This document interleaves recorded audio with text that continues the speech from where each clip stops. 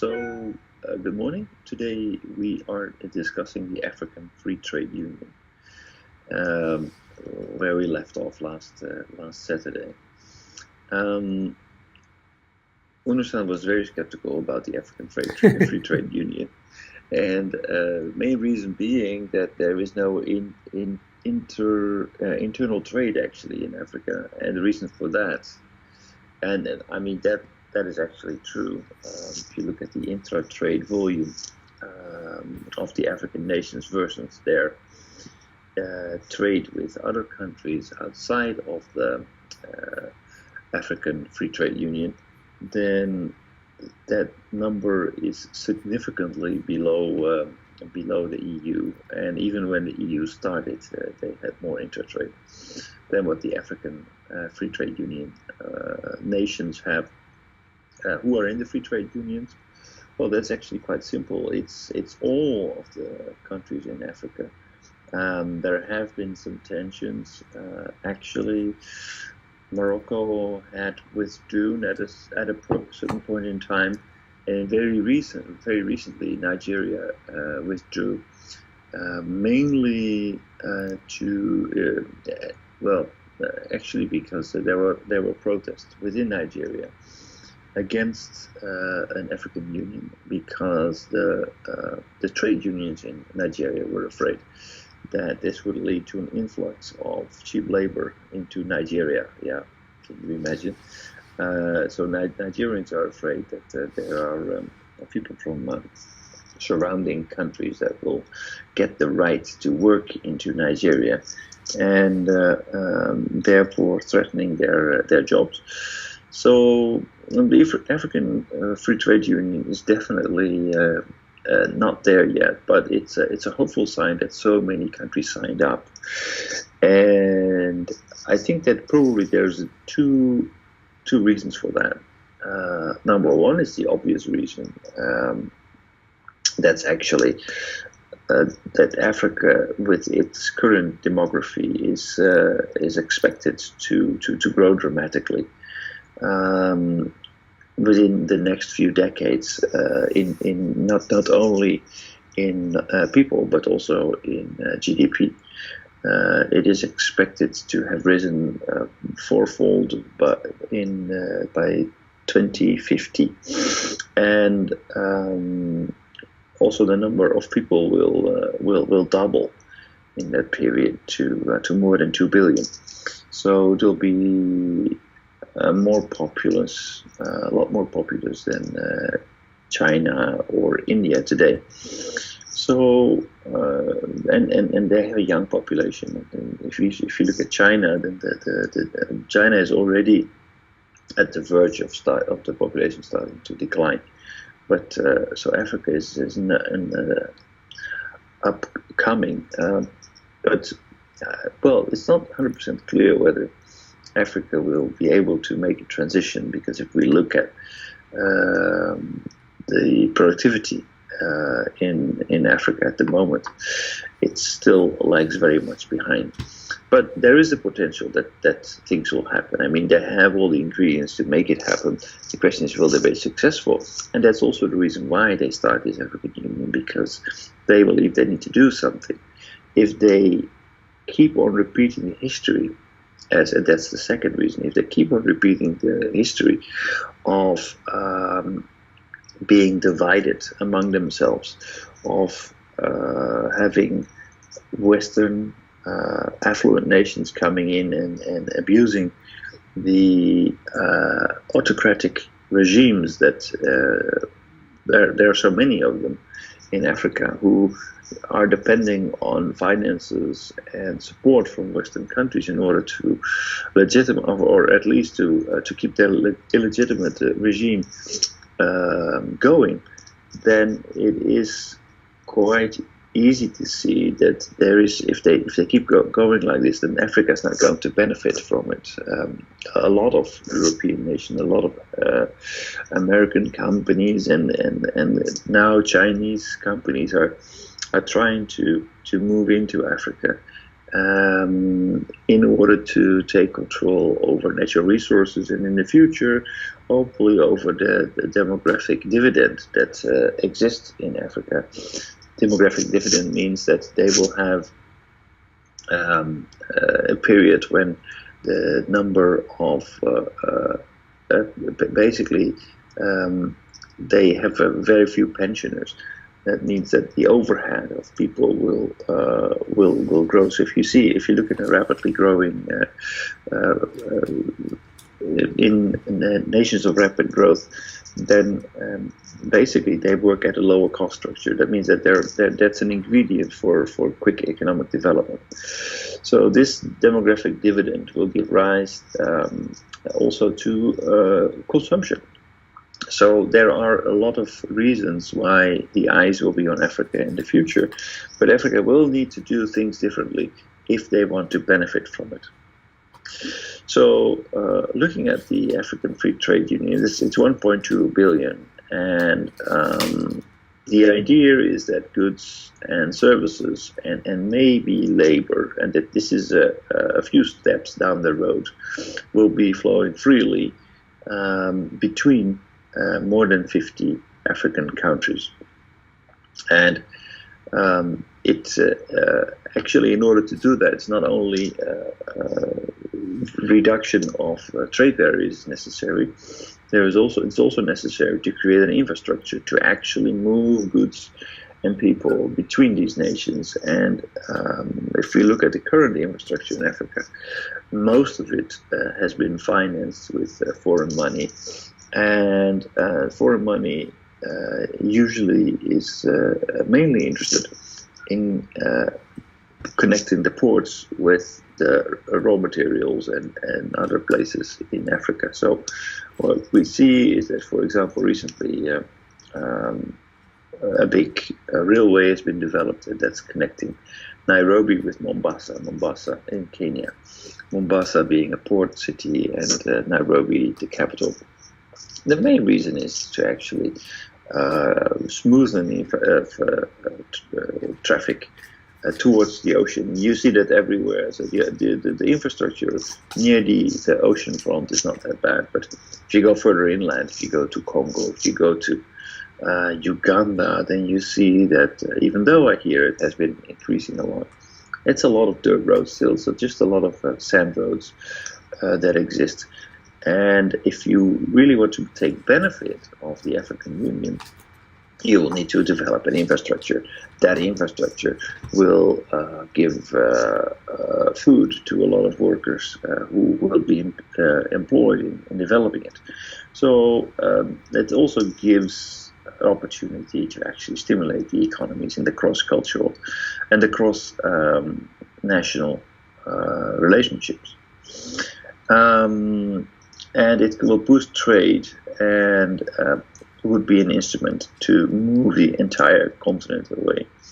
That it's just a place where you can get resources where resources are available aplenty, and where European nations have been taking resources out for the past more than 100, well, probably about 150 years. By the way, when did they start to talk about this African Free Trade Union? African Free Trade Union, that is something that I am not 100% sure where the idea took place, but given where they are today, I would reckon that this idea already exists for probably 20 years. 20 years? Well, I'm not 100%. Again, I'm not 100% sure about this, but I know that Gaddafi wanted to be the foreman of the African Union badly, but that was he had some supporters and he had some opponents. But Gaddafi, I think that was still not very long after they had this incidents with the Americans. So I think that already was about 20 years ago. Gaddafi proposed not free trade, African Union itself, right? Yeah, African Union. But Unified this is Africa. yeah. But free trade is one of that. Free trade was one of those elements. Mm. Now, You said Kagame lead this union? sorry. Kagame. You said Kagame. At the moment, yes, but it is a leadership that changes, just like the EU. The leadership is not always in the hands of the same leader, same country. So in Europe, it changes every year, and I wouldn't be surprised that they adopted the same system in Africa. EU? You said EU support them? The EU changes leadership every year. No, I'm talking about the EU support. Yeah. So there's a lot of support, a lot of money going there. No. I'm talking about free trade union. Yes. So, well, in order to do that, we need to support the institutions, right? So that means that we need to make sure that there is some money to actually move this forward, and there's of course a lot of support in terms of development, because we have the experience in Europe to create a free trade union, and those lessons can be applied to Africa. Hopefully, they can avoid some of the mistakes that we made, because it's pretty hard. It's pretty hard if we compare Europe with Africa, because Europe had already a lot of trade, internal trade. They were producing more. The volume was bigger. But on the other hand, there's one thing that really gives me hope in terms of Africa. That is actually, it is 100% clear that if they continue to do what they have been doing in the past 100 years, then they will not benefit from the potential that the African continent has. So they need to do something. Whether that will be easy, that's another story. It's probably going to be very hard. But if they don't do anything, then they run the risk of actually never capitalizing on the thing that is waiting to happen. How do you think about this? I just last Saturday we discussed about country by country. They have many kind of regimes instead of democracy, but also their GDP per capita is terribly low compared with advanced country. So my question is, what about their benefit or persuade those countries for more free trade each other? Whose benefit? Yeah, like many countries strive under the insurgency, like Al Qaeda, Boko Haram, and also political environment is not stable. Not many countries are stable country, right, in Africa. And also they have almost nothing about manufacturing environment, only resources, right? So how do you think about current and the environment? Why they are trying to proceed on free trade business among each other? Well, because what is not there doesn't mean that it will not develop. This is really looking at the future.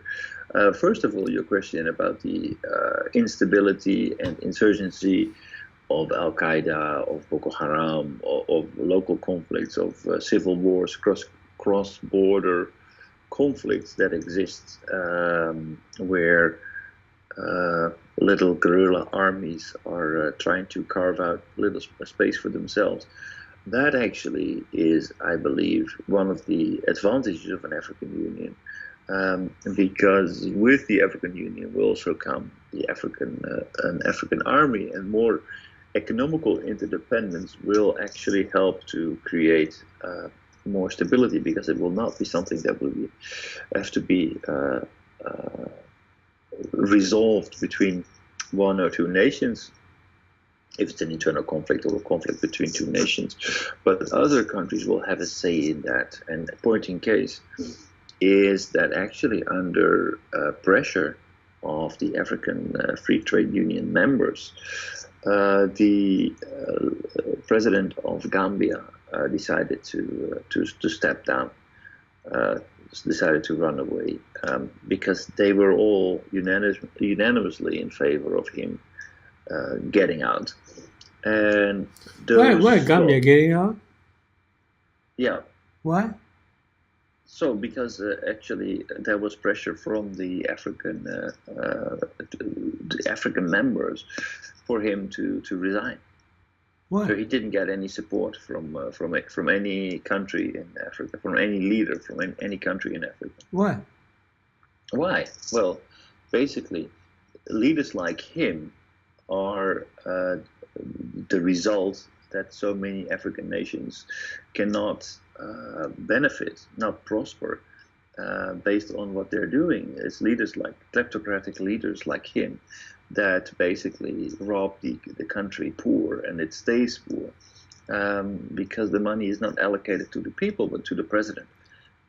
This is not the way forward, and a lot of African. Oh, you're not talking about current president. No. The previous president, the one who was recently, after he reigned for I don't know how long. For 2 years. Forced to flee the country. Yeah. Current president is more democracy. Right, but the previous president had to leave also under pressure of his peers from other nations. But are you talking about Gambia? Is terribly small country. Yes. Every African country neglect them. It's too small. Right.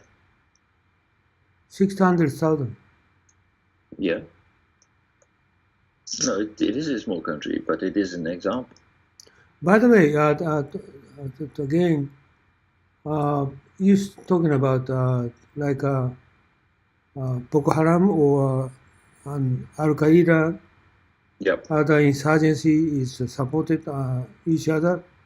Currently, no, they got support from France or some of the America, not inside Africa. Right.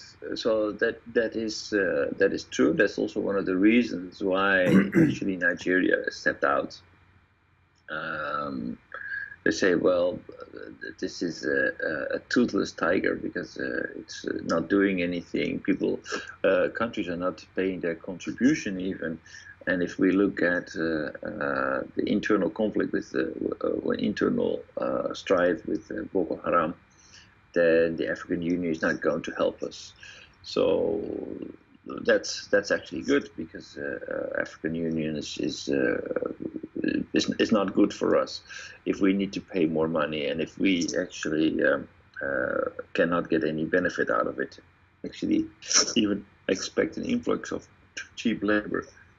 So Nigeria, the biggest economy in Africa, has recently gotten out. So in Algeria, Mali, Central Africa, Nigeria is supported by France military. But make no mistake, actually, the Nigerian army is very active within Africa, but usually under the UN flag, not under the African Free Trade Union, not in that context. But Nigeria is one of the main suppliers of military sources when it comes to peacekeeping in Africa.